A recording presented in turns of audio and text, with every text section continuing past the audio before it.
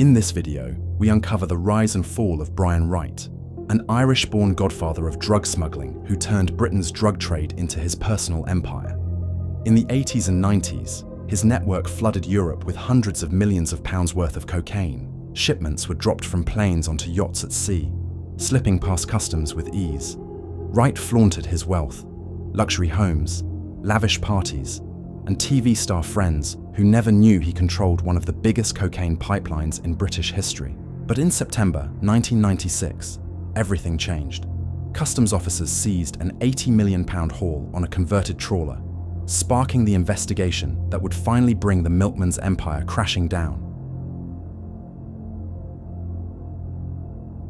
Brian Wright, nicknamed the Milkman by his underworld associates, for his ability to always deliver. He was born in Dublin, Ireland, during the nation's regeneration following the end of World War II in 1945. At the age of 12, his family migrated to Kilburn, North London, in search of a better life. But Kilburn was no safe haven.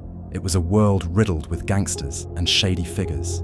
By his mid-teens, Wright had already drifted into trouble. He skipped school to work the city's bustling market stalls and was eventually sent to Borstal for 2 years.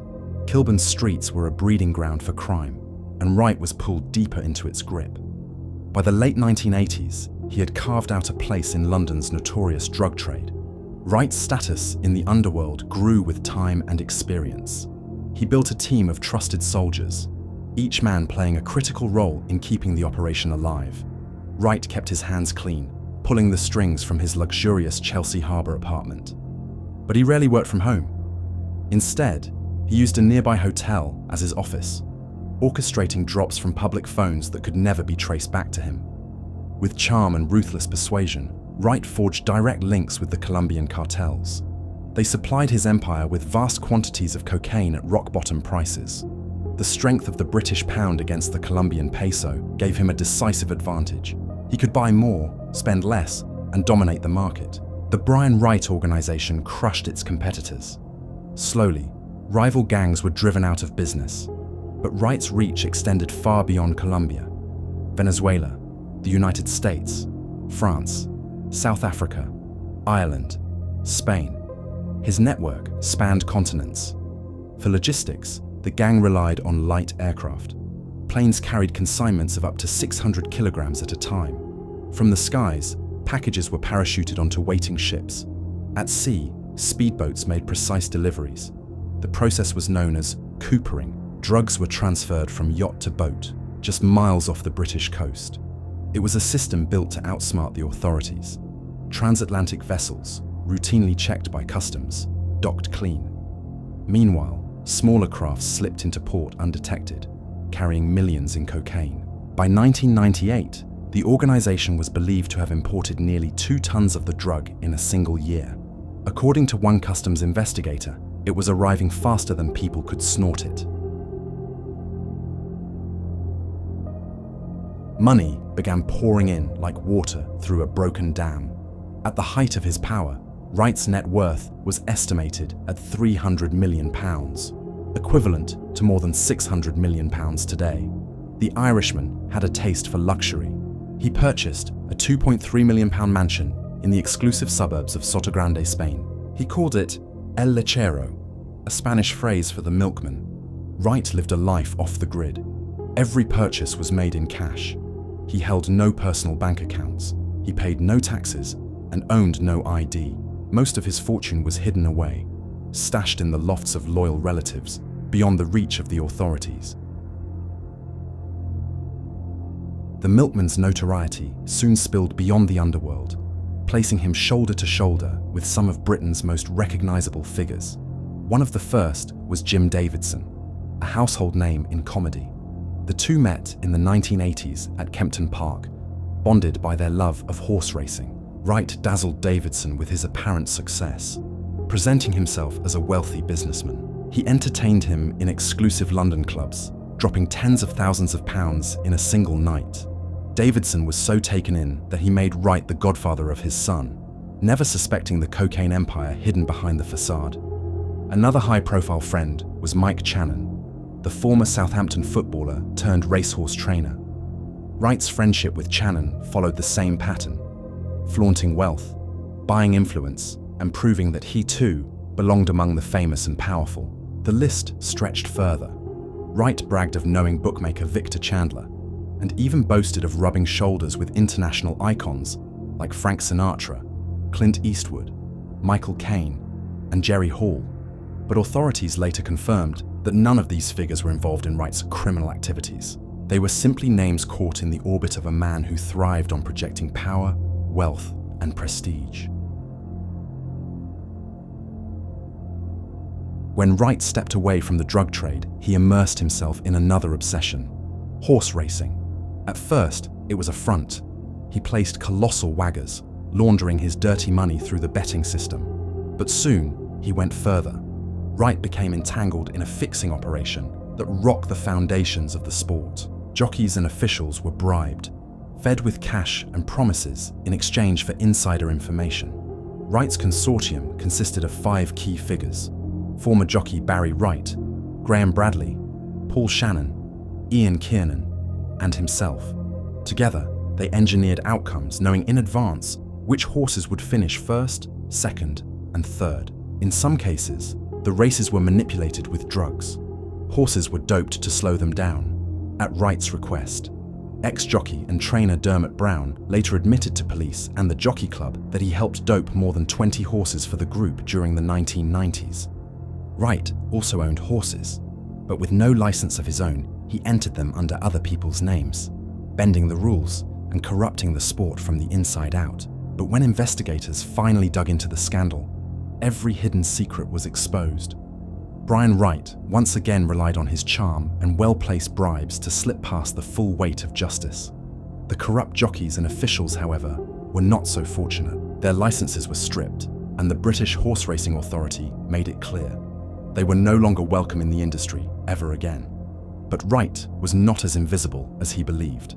Behind the scenes, an investigation was already underway, an operation that would last 11 years and stretch across 4 continents.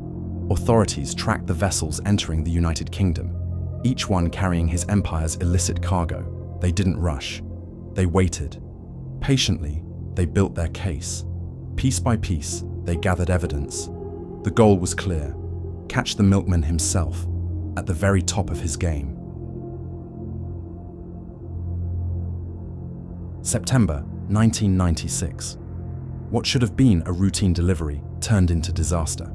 A converted fish trawler sailed from the Caribbean, bound for Britain. Hidden inside, 600 kilograms of cocaine, worth an estimated £80 million. At the helm was John Ewart, sailing under the false name Richardson. He was one of the gang's trusted sailors, always reliable, always delivering. But that night, the sea turned against them. A fierce storm raged. Winds whipped the waves into violent surges. The engine began to falter. One crewman fell ill, sickened by the relentless tossing of the boat. Ewart made a fateful decision. He diverted to Cork, Ireland, and pulled into the small port of Cove. The unexpected stop caught the attention of customs officials. They searched the trawler and uncovered the cocaine. But that wasn't all. Hidden among the supplies were documents and records, vital clues that would spark a major, years-long investigation into Brian Wright and his gang. John Ewart and his crew were arrested, each charged with drug smuggling with intent to supply. The trusted sailor was no longer loyal. He broke the code of silence. In exchange for a reduced sentence of 17 years, Ewart pointed the finger, naming Brian Wright as the leader and exposing others tied to the operation. With his name now hot, Wright pulled the plug on his empire. He called a temporary halt, waiting for the storm to pass. But it wasn't long before he slipped back into old habits. By February 1999, months of covert surveillance had paid off. Investigators had identified a farm in Laleham, Middlesex, as a hub of gang activity. They also watched a lock-up garage in Leigh-on-Sea, Essex, believed to be a storage point for massive consignments. Then came the strike. A carefully planned ambush at both sites uncovered 472 kilograms of cocaine with a street value of more than £61 million. 11 men were arrested. Among them, Wright's eldest son, Brian Jr. He was the logistics man. the one arranging huge shipments from the Caribbean into Britain. But Wright himself was nowhere to be found. At the time of the raids, he was believed to be hiding in his £2.3 million mansion in Sotogrande, Spain. However, police searched his Chelsea and Frimley homes, but found nothing directly linking him to the drugs. When Wright learned of the arrests, he acted quickly. A private jet lifted off from Stansted Airport, bound for the Sierra Nevada mountains of Spain, before carrying him onto Bodrum, Turkey. From there, he slipped into the Turkish Republic of Northern Cyprus, a territory with no extradition agreement with Britain. For the moment, the Milkman was safe, living freely and untouchable. Back in Britain and the United States, the walls were closing in. More arrests were made. A combined prison sentence of 205 years was handed down. These were the key figures, the men who kept Wright's empire alive. Hilton van Staden, a South African national embedded in Savannah, Georgia, the gang's trusted sailor. With deep connections in the yachting world, he secured vessels to transport shipments across the seas. Ronald Soares, a Brazilian economist, on the surface, a man of numbers. In truth, Wright's main South American link, the middleman between the cartel and the group, the man who kept the cocaine flowing. Godfried Hoppenbrouwers, nicknamed Pappy, a Dutch former merchant navy skipper, one of Wright's key lieutenants in Europe. Loyal, reliable, essential. Paul Shannon, a London bookmaker, once married into Wright's family. Prosecutors said he was central to moving cocaine at the retail level in Britain, working hand in hand with Brian Jr. He handled the cash too, laundering millions, turning dirty money into profit. Kevin Hanley, one of Wright's closest allies, a friendship stretching back to their teenage years. Hanley supplied the local dealers. They, in turn, flooded the streets. Each man played his part. Each link kept the chain intact. Together, they built and sustained the network that allowed Brian Wright, the Milkman, to flood Britain with cocaine and fund his luxurious lifestyle. By 2005, the storm seemed to have passed. Wright was hiding in Cyprus, but life there was far from pleasant. Restless, he returned to Spain. For 3 months, he managed to slip beneath the radar. Then, in March, the net closed. Spanish authorities moved in. Acting on a European arrest warrant issued by HM Customs and Excise, Wright was cornered. Even in handcuffs, his arrogance showed. Holding up a £1 coin, he mocked the officers. "My million against your pound, I don't get done," he sneered. But this time, luck was not on his side.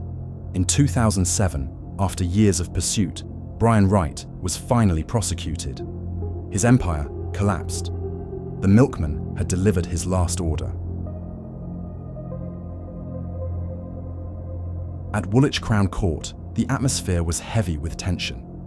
Witnesses stepped forward in Wright's defense, but the evidence stacked against him was undeniable. His costly legal team fought hard, yet the case was ironclad. After months of proceedings, the verdict was delivered. Brian Wright was sentenced to 30 years in prison for masterminding one of Britain's largest ever drug trafficking operations. The court demanded he forfeit at least £2 million of his criminal gains within 12 months, or face an additional decade behind bars. Wright protested that the money was gone. His fortune had vanished, leaving him no choice but to surrender what assets remained. But prison was not his final chapter. In April 2020, at 73 years old, Brian Wright was released from HMP Whitemoor, freed on license after serving just half his sentence.